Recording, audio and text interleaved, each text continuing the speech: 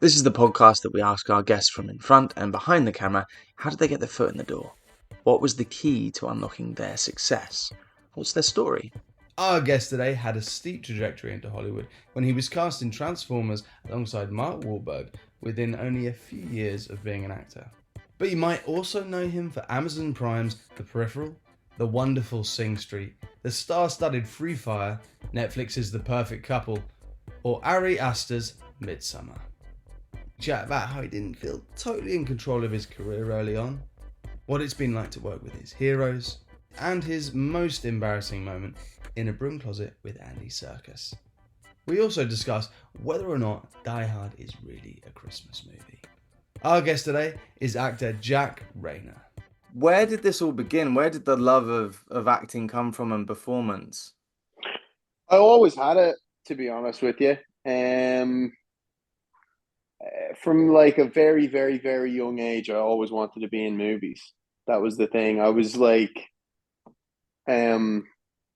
was mesmerized by films when I was a kid, as far back as I can remember. And from the time I could conceive of people having a job and a thing that they went to do and a purpose in life, that was always what I wanted to do. There was never really any other alternative. There was never anything that, and there was never even a, if I don't become an actor, I'd like to be this, you know. It was just this is what my life purpose, my goal. Just that's it, you know.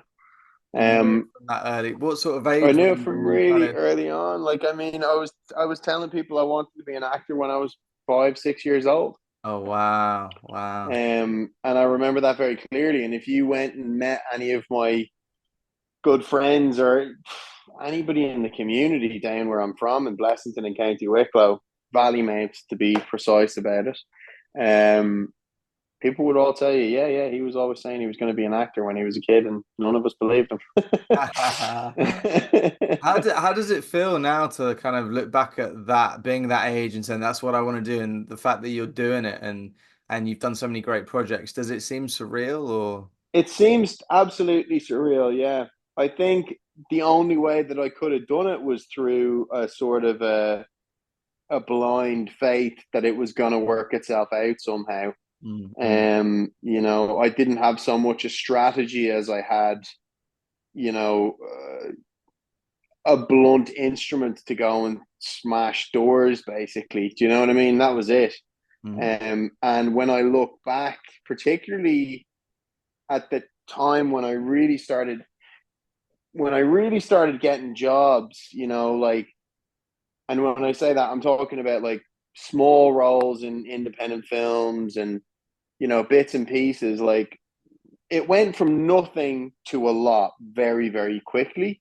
And Mm-hmm. when I look back at it, man, you know, like I was 18, 19, going around sleeping on people's couches in London and, you know, just like mad stuff. Like, we used to have this thing in Dublin called the Factory, and there's quite a few actors who were part of that studio, if you like. It was a place where we would come together. It was basically a giant freezing cold warehouse in the middle of Dublin, and we would all go there and we would bring different material, whether it was scenes out of movies that we liked or stuff that we'd written ourselves or whatever. And we would all go in and we would sit down and we would run these scenes together, and we'd like come up with different ideas, or we'd improv stuff, and we'd film it all, and we'd just spend the day doing that, and then we'd sit down, you know, 5 or 6 in the evening before we all went out on the lash together, and we'd basically like all kind of as a round table sit and critique what we were watching and be very honest with our feedback and try and be constructive in our criticisms of one another. Um, and I used to spend 2 or 3 nights out of the week sleeping in there on the couch, you know. Um, and I think back to all that, and it all seemed totally organic and natural at the time, but to have that opportunity to spend all that time and invest yourself that much and be so engaged at that crucial moment, I mean, that was a huge opportunity. And like, you know, people ask me now, like, how would you do it now if you were getting into the industry? I'm like, I've got no fucking idea. It's so precarious the way I did it. You know Mm. what I mean? I would never ever recommend to anyone, yeah, you should try it out the way I did it. It's just like the chances of it working out are just so remote. I just didn't realize that at the time. What you said there, like the fact if you knew how hard it was going to be, or how fleeting, or maybe even like it's just so random, and luck, a lot of luck is involved, you would never start. But you have to be green at the beginning to even, make that first step. It's kind of Absolutely, man. crazy. I was talking to my friend about it the other day, Daniel. We were about to jump on the train in Hammersmith, and we were talking about.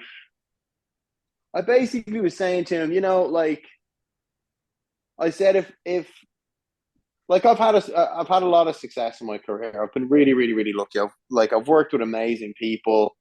Um, I've never like gone to that like stratospheric level, of success where, it's a thing where like it's hard to go out in the street without people recognizing you and, you know, whatever.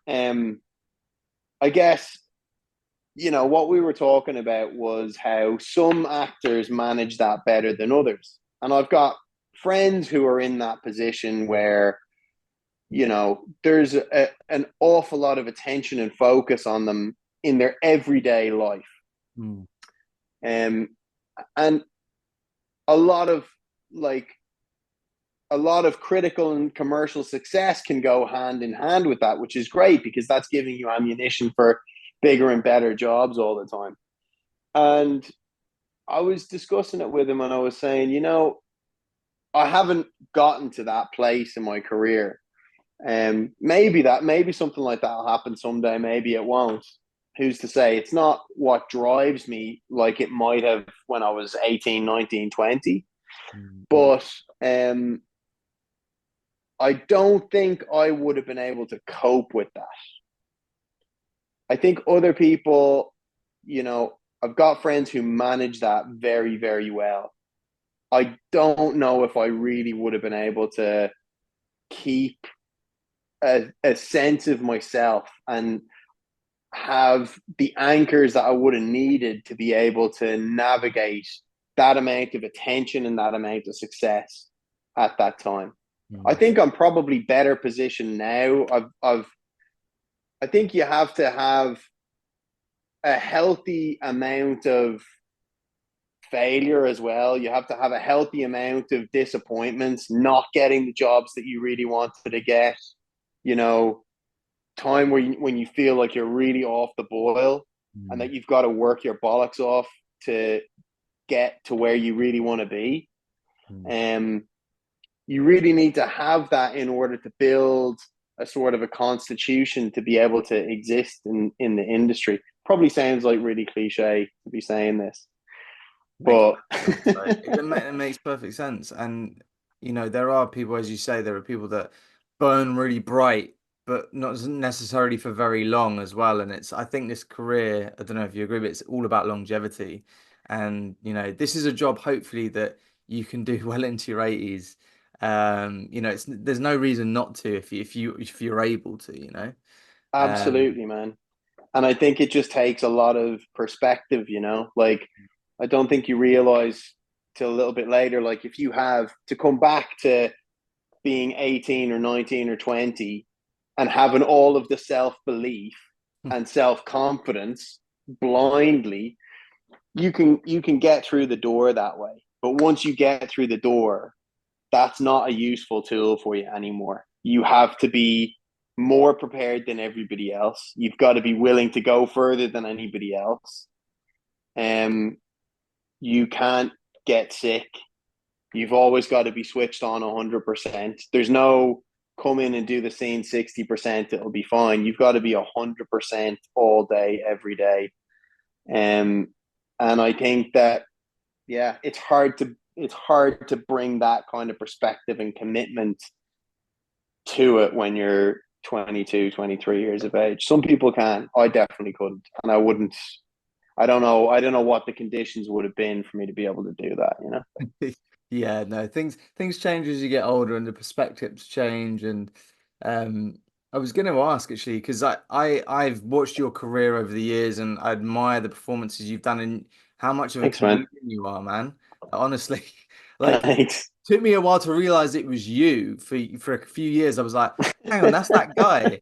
Like, you know, it's crazy, which is amazing because Yeah, yeah, there's a lot of actors that like to play themselves and do it over and over again, and you're yeah, definitely not one of those people. Um, but I was surprised to see that you were born in America, but then you grew up in Ireland. Is that correct? yeah, yeah, And I wasn't sure if you would sound Irish, what you would sound like, because you've done so many different accents.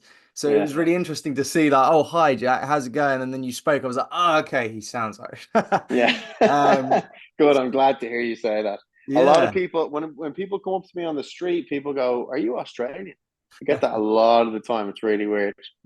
And then, yeah, some people think I'm American, but like, I guess when you're Irish, like if I'm at home in Ireland and I'm down in my local pub, I have a pretty my dialect down there is a little different to what it is if I'm talking to you or I'm talking Yeah, to yeah, sure. anybody else. It's a little. I'm a bit of a thicker brogue when I'm at home. Um, but in America, you probably know this yourself, man. You really have to make concessions within your dialect, particularly in certain parts of America, in order to be understood. If you don't like repeating yourself all day, you're gonna have to soften your accent a little bit, you know. Yeah. Yeah, no, definitely. And I do find it's one of those things, like you say there, that they're like, so where are you from? And sometimes quite difficult to tell if I'm from the south of England, but then they might think I'm from up north. And it's like, Mm-hmm. I guess there's so many accents in England itself that's what I find. And I guess with the Irish accent as well, there's lots of variations. Um, Totally, yeah. but to speak on, some of your like you one I don't know where you feel your big break was. Um, but like obviously getting a huge gig. I mean the kind of the build up of the smaller parts, but then the role that kind of changed things for you, was that Transformers or was there something before that? Because I feel like that's a huge gig, but even I'll your be honest with you, man. Like again, like the trajectory was incredibly steep at Mm, that time. mm, Um, when I was finishing up secondary school, I was in sixth year, right? And Kirsten Sheridan was making a film, and it was very experimental, right? I don't know if you're aware of Kirsten, but she's a great director, great writer, wonderful person. She did August Rush with Jonathan Rhys Meyers. She did Disco Pigs with Cillian Murphy. That's one of Cillian's first films. Um, so she was making this really experimental film that she was shooting in a house in Dublin. It had no script. It only had a brief treatment. None of the actors ever were allowed to see the treatment, and the whole film was shot in chronological order. So it was a very pure, we're going to go in and we're going to shoot this movie every day, and nobody's going to know what's going to happen. And we're mm. just going to see what happens. And it was a really interesting experiment, but that was my first feature film. And I remember I was still finishing up secondary school Mm. when I met Kirsten, did the audition process for that, and got that job.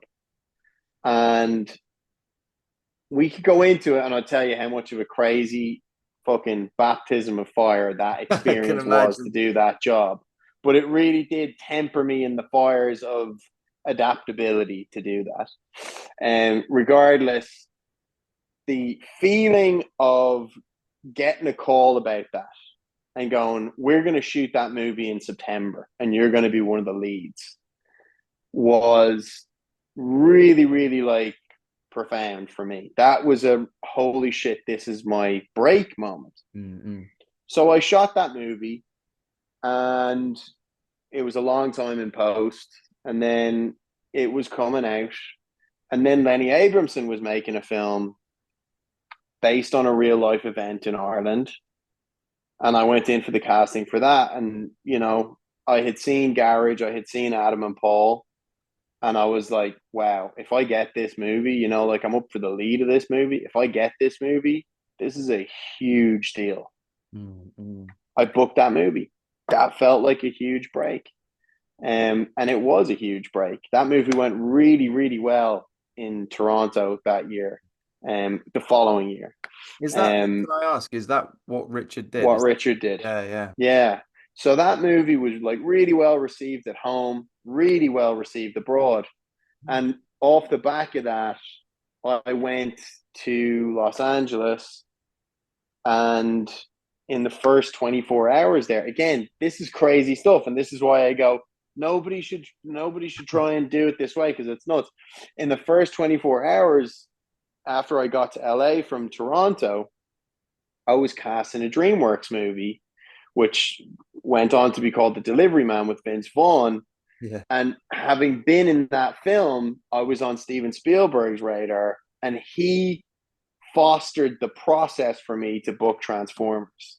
Wow. So it was just like, you can see like it's a crazy sharp trajectory. Yeah. It's a lot of wins in a short space of time, and every single one of them felt like just, it was an inconceivable amount of like, this is the big break moments. Do you know what I mean?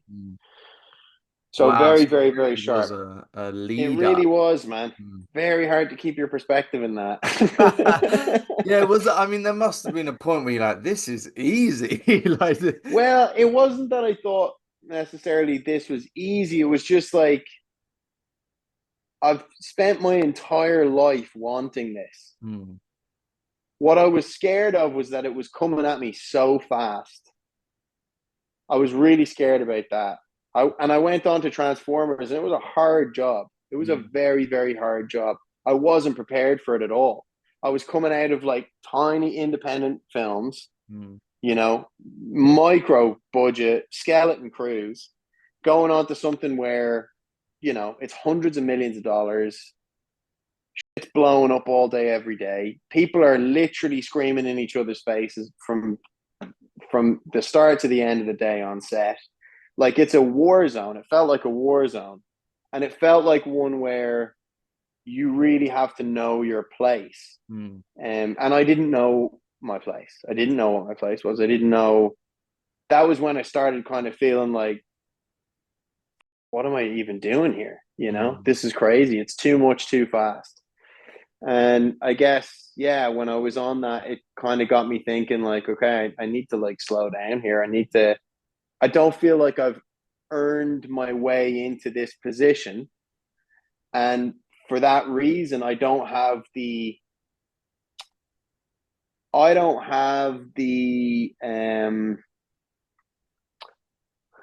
what's the word? I didn't have, the tools. It's not the tools. It's more, well, I certainly didn't have the tools, but nor did I have the, I didn't have enough substance in my career to be able to make my like position. I didn't have enough behind me in order to be able to set the right boundaries for myself. Right. And because I couldn't set the right boundaries for myself, I was just caught in a bit of a tempest. It was a shitstorm, and I was along for the ride. There was no ability to say, like, I'm not prepared to do that. You know, I'm not, you know, it was just like, okay, if you don't do exactly what we're going to tell you to do, then fuck off, because the next guy is literally standing right there, just chomping at the bit to get on set. Yeah. Right? Yeah. Now for a quick break. We'll be back to the episode shortly. Check out the Patreon at patreon.com/lifeinfilm, where you'll get episodes early and uncut, amongst other treats. And don't forget to follow us on Spotify and Apple Podcasts. If you enjoy this episode, please leave us a positive rating. Add us on Instagram, Twitter, TikTok at Life in Film Pod, and find our video episodes on YouTube by searching Elliot James Langridge Life in Film. Essentially, please like and subscribe everything. It makes a huge difference. Thank you. This podcast is sponsored by Betterhelp. Do you work in the film industry? Are you freelance? Or perhaps you have a 9 to 5? No matter what you do, mental health affects us all. I struggled early on in my career with the uncertainty of if and when I would ever work again, struggling to pay my bills or simply with anxiety. Don't know about you, but being an actor, it's very important for me to maintain structure in the downtimes, and I found not only exercise, but talking to someone for me was a game changer. And so Life in Film has partnered with Betterhelp to provide you with access to the largest online therapy service in the world. And it can all be done from the comfort of your own home, from a phone, tablet or laptop. No commute, cutting down travel costs, and most importantly, it's affordable. With over 1,000 therapists in the UK, BetterHelp can provide access to mental health professionals with a wide variety of expertise in mental health. If you need someone to talk to and you're thinking of giving therapy a go, BetterHelp is a great option. And being a listener of the podcast, you get 10% off. That's 10% off your first month at betterhelp.com/lifeinfilm. That's betterhelp.com/lifeinfilm. And back to the show. So it was one of those things where it was just like, man, I need to like figure out how to earn my reputation. I need to build a reputation.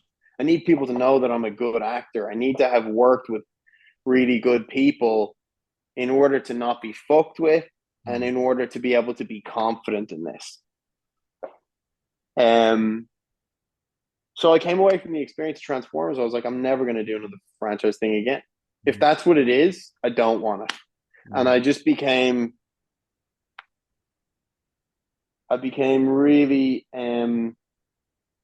adverse to that whole culture. I didn't want to do that again. And then came back to Ireland. I made a really small indie film called Glassland, which went quite well. You know, it was me and Will Poulter and Tony Collette, and we shot it in 16 days. Jer Barrett wrote and directed it. I'm really proud of that movie. And you know, I was lucky enough to win the special jury prize at Sundance for it, so that was pretty cool. So that, along with, you know, a small supporting role in Macbeth, it was like, okay, these are the kinds of jobs that I really want to do. This is where I get to actually be an actor and to feel that it's creative. There's substance here. I'm not just like trying to sell myself as a flashy object. I'm not trying to be ad space here, you know? Well, it does, from my perspective, it does feel like, because I remember seeing you in Transformers and being like, who's this guy?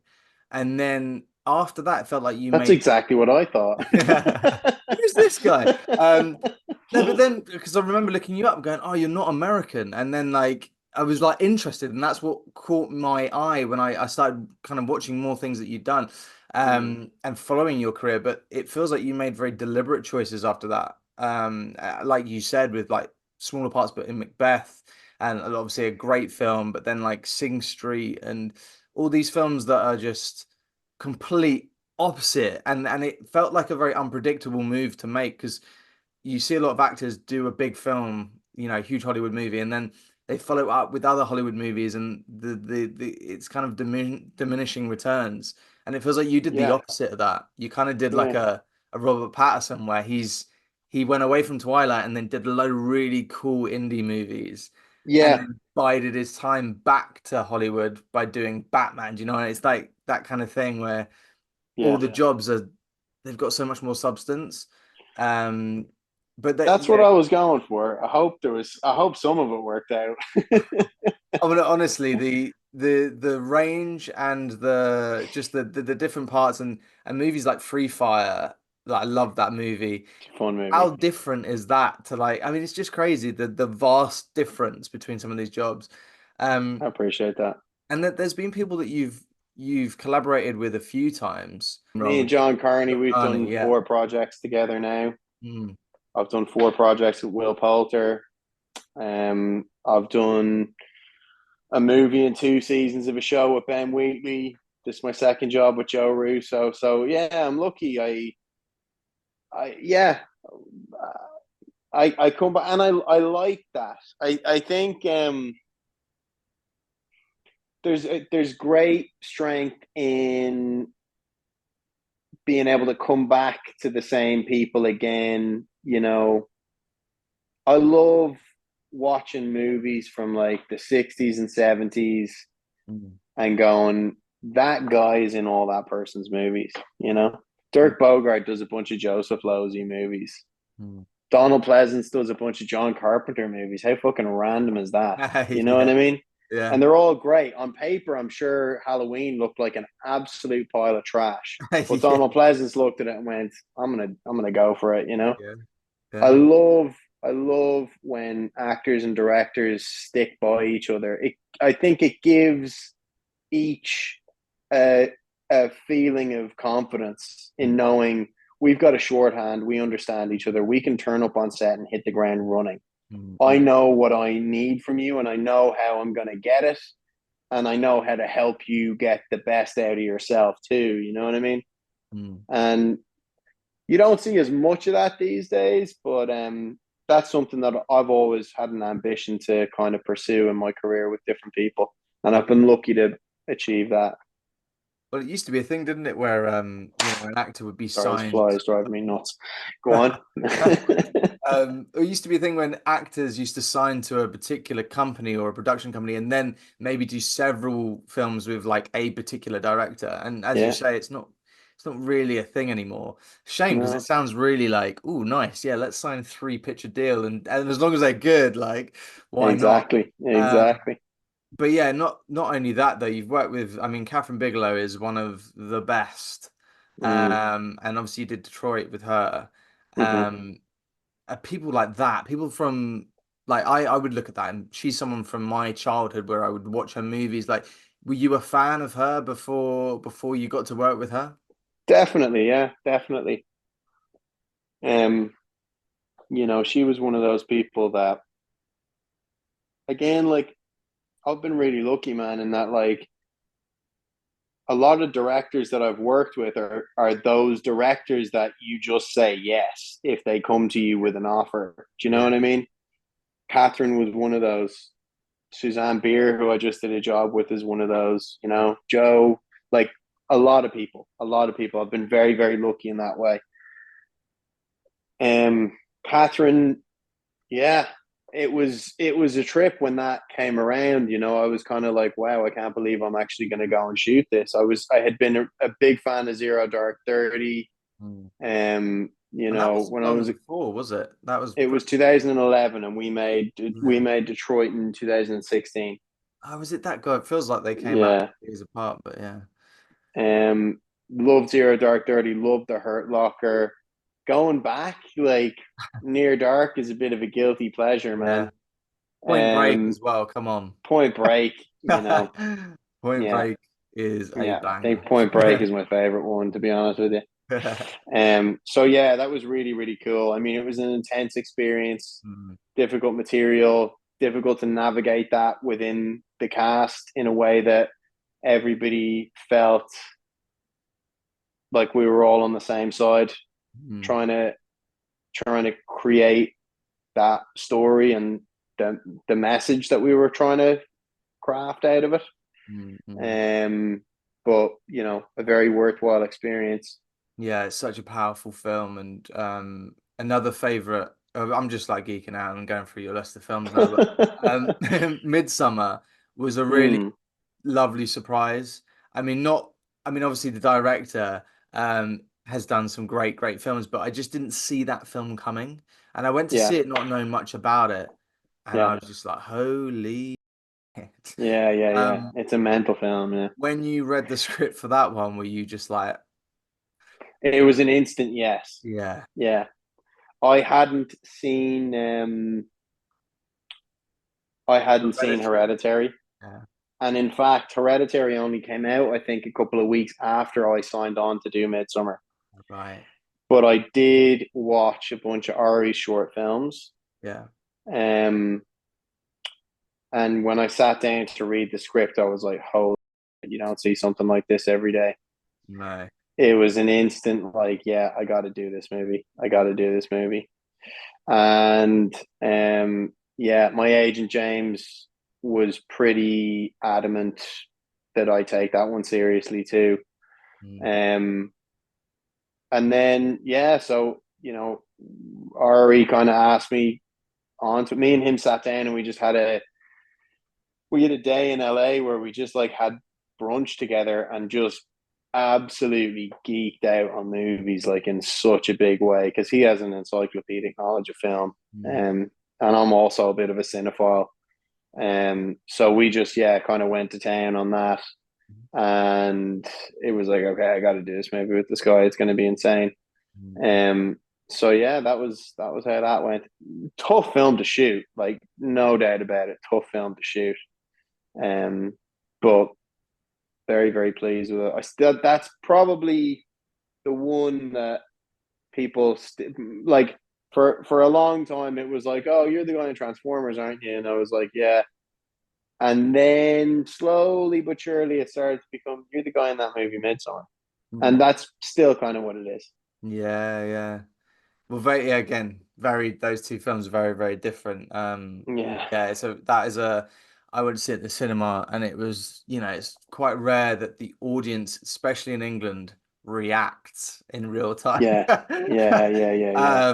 I know in America it can be a bit different, but here, like, people were screaming. I was in a few screening rooms for that film, all right, and people Yeah. were, there was screaming, there was like wincing and turning away from the screen, and there was like really uncomfortable laughter, which was great. If you can That's get all you all want. those different components, man, yeah, you're doing well. You're doing well. You mentioned there that you're a fan of like films from the 1960s to 1970s. Is there any movies that you kind of watched growing up that have really kind of impacted you and your career? Yeah, I mean, if you want to go all the way back to like when I was 6 years of age, the one I always tell people, and it's true, Die Hard was the movie that made me want to be an actor. So good. 100%. Yeah, it's so good. It's Mm. so good. Definitely, it's a Christmas film. Yeah. Um, and yeah, I just remember just being like, man, Bruce Willis. And as I watched it again very recently, and I'm like, of course that's why I wanted to become an actor. He's so good in that movie. It's pure anti-hero movie stardom, that guy. You know what I mean? Mm. I just love it so much. So I think, yeah, it was Die Hard that made me want to become an actor. As I, as I've gone on over the years, if you want to talk about movies from the 60s and 70s, I'm a big, as I was mentioning, I'm a big Dirk Bogarde fan. I love the movies that he did you ever see a movie that he did called The Night Porter? No, no, I haven't. Man, that's heavy going. He did this movie with Charlotte Rampling called The Night Porter, Yeah. which I absolutely love.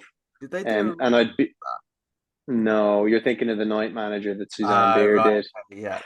Yeah, The Night Porter is I'll check insane. that one The out. do and the other one that's great is his Joseph Losey movie, The Servant. Mm. Massive, massive fan of those. Love Japanese films. Um, Anybody who ever does a bit of research on me will very quickly find that I'm a huge Japanese film fan.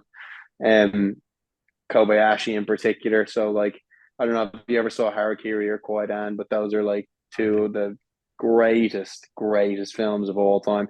He actually nearly bankrupted the studio with Kwaidan because it's a beautiful like anthology film. It's four ghost stories, like traditional like Japanese folk tales, as recorded by an Irishman, by the way. And he shot them in studio and had all these really intricately painted backgrounds for them. And just the production design was just so mind-blowingly expensive. It either it did or it nearly bankrupted the studio, and he Wow. struggled for a while to make a movie after it.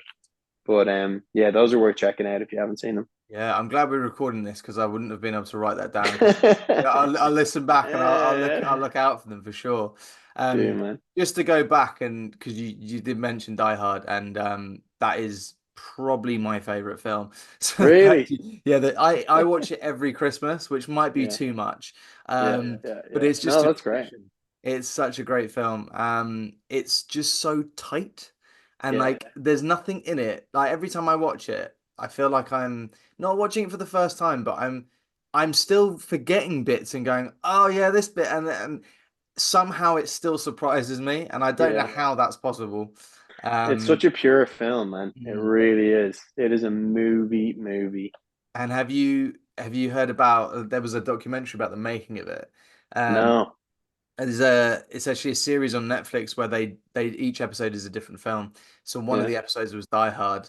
I can't I think it's I can't remember what the documentary's called. It might be The Movies That Made Us or something like that. Oh yeah, I know that show. I haven't seen the Die Yeah. Hard one. Really, you should watch the Die Hard episode though. It's just they talk about how because it's based on a book, and then I'm going off on a massive tangent No, here. no, no, please do. This is um, just I love this shit. it's based on a book, and originally, Frank Sinatra did a film which was meant to be one of the series in the books. Yeah. So he played John McClane in another sort of film, All and right. so he had first refusal, I think it's called, where Yeah. basically when they were making Die Hard, they had to offer to him first to Oh play my John God. McClane, and obviously in the 80s he was not that young. Getting on, um, yeah. so they had to offer it to him, but thankfully he turned it down, and then they started looking at other people. But it's so interesting to hear like the backstory to how it got made. It nearly didn't get made, and all That's the people so that were cool. attached. It's crazy. Like Arnold Schwarzenegger, Stallone, they were all like turned it down, and you just think, Yeah. fuck, any one of you knew what that was going to become, you Oh all would have yeah. done it. But when you think of that movie, you couldn't imagine anybody else in it. Can you imagine Die Hard with Arnold in it? Can you imagine it with Stallone? It just I doesn't do work. love them both, but no, they I love can't. them both, but Yeah, it's Bruce Willis. It's yeah, totally Bruce Willis. yeah, 100%. And I feel like it was the first. This is just going to be an episode about Die Hard now. I feel like it was the first film where you had a hero that was vulnerable, that you were Yeah, like, I don't know if this guy's gonna make it out of here. And no, that's what makes it so good. Like you're like, yeah, his feet are all cut up, and it's like, yeah. When he comes in with the gun taped onto his back at the end, it really feels like he's not going to make it out yeah, alive. yeah, And yeah, he just feels like some dude. He just feels like some random lad. He's not like a superhero. He's not like a. I mean, he was in Good Nick, but he wasn't Stallone. He wasn't Arnold, and that's what makes it yeah, great, right? yeah. And then they obviously made the sequels, and he became a little less John McClane almost. He became more of a superhero towards the end, and I think that's why the first one is. And I love them all, but the first one is Yeah, just head and shoulders above the others. yeah, Um, absolutely. There's one. I'm going to give you one more thing from that documentary. I'm going to ruin the documentary Go for you. on, go on, go on. But the bit where Alan Rickman falls, I don't know if you've Yeah, heard this story before, but he did that not on the building, but he did the fall for real. So he had to fall quite a long way onto a mat. He was on a wire and everything else. But they told him he was going to fall on the count of three, and so they went one, and then they cut and he fell when he didn't realize he was going to fall. And that's why if you watch it again, his his look in face is his face is properly genuine, like, freaked out. like he probably said. Most embarrassing moments, yeah. I was in Andy Serkis's Jungle Book film, Mowgli. And I remember getting the call from my agent being like, Andy Serkis is making the Jungle Book. You need to get on a plane in the morning and go over to Watford, and you're going to meet him at Warner Brothers Studios there, and you're going to audition for this thing. And I was like, okay, yeah, I got to do it. I got to go do it. So I'm playing a wolf in the movie, and so I got on the plane, flew over. I arrived there. I don't really know what I'm expecting, but I went to the front desk and I was like, oh yeah, we'll send Andy down to you now. So like in walks my hero, right? Andy Serkis. Like I've, obviously like massive, massive Lord of the Rings fan. Just everything that he's done. Like he's totally my hero, this guy, since I was a little kid. He walks into the room and I'm just like, fuck me, man, I've got to get this job. I've got to work with this guy. So he's like, "Hey, Jack, how are you?" I'm like, "Great, great." He couldn't be nicer. And so he goes, "There's a little room up here. I'm using this office up the way. Let's go up there and we'll have a chat and we'll read through these lines." Yeah, I'm like, "Okay, great." So I go up to this office with him, and we get in the door, right? And when I tell you, man, it was a cell. It was like maybe 8 feet by 8 feet square, right? Tiny, tiny little room with a desk and a chair against the door because it was so tight. And I'm like, right. So we go in, sit down, and like we're having a bit of a chat. And he's like, "Yeah, you're from Ireland?" I'm like, "Yeah, yeah, yeah." I was like, "Yeah, came over on the plane this morning." He goes, "Oh, great, you're hanging around." I'm like, "No, I'm flying back this evening. I just came in." And then he goes, "Oh, well, thank you so much for coming in. Really appreciate it. Do you wanna have a go at it?" And I'm like, "Yeah." So obviously, this movie is going to be motion capture, yeah. So I have to behave like a dog in this room with Andy Serkis. So literally, we go into the scene. He's just reading it. He's sat in his chair, and I basically get down on the ground on all fours, pretty much between his legs because the room is so tight. And I'm like growling and I'm sniffing and I'm scratching myself and I'm like bouncing around like a dog on the ground doing these lines, just going, "What the fuck am I doing?" So I get through this scene, and at the end of it, he's looking at me and he's like, "Yes, great, Jack. Yeah, well done. Yeah, great. Well, look, thanks for coming in. Really appreciate it. And yeah, we'll be in touch." And I'm like, "Okay." And it was a total toast of London moment where I like walked out of there. I'm like, "Fuck, if I don't get that job, it's going to be the most embarrassing moment of my entire life." Oh, So man. thankfully, I did get the job, Yeah, I'm but glad it it had a was a happy bit of a ending. yeah, it was a bit of a leave your inhibitions at the door Oh kind my of God. on I'm the glad way in you. moment. I thought you were going to say that he was like, you didn't need to. You didn't need to do that. You didn't. You Yeah. didn't. We're just going to I read mean, it was it. fun to watch, but you didn't have to. Yeah. Maybe that was the case, but he didn't have the heart to tell you. Yeah, yeah, Oh, brilliant, yeah. man. Well, yeah, thanks so much for taking the time. And I just want to say quickly as well, I watched the Perfect Couple Oh, and nice. really enjoyed your performance in that, man. It Thank was you, just man. such an asshole, but you just Yeah. like, ugh. And yeah, all the best with everything that's coming and mate, keep it up because I'm enjoying watching it. So Thank you, Elliot. all the best, man. Thanks, Jack, and Cheers, man. have a good Great night. to meet you. Thanks for Take having me care. on. If you enjoyed this episode and want to support us, get early access and exclusive content and episodes, click to join our YouTube channel and become a member now. Thank you to our guest Jack, and thank you to Jaclyn at 2 p.m. sharp. As always, thank you to our sponsor, BetterHelp.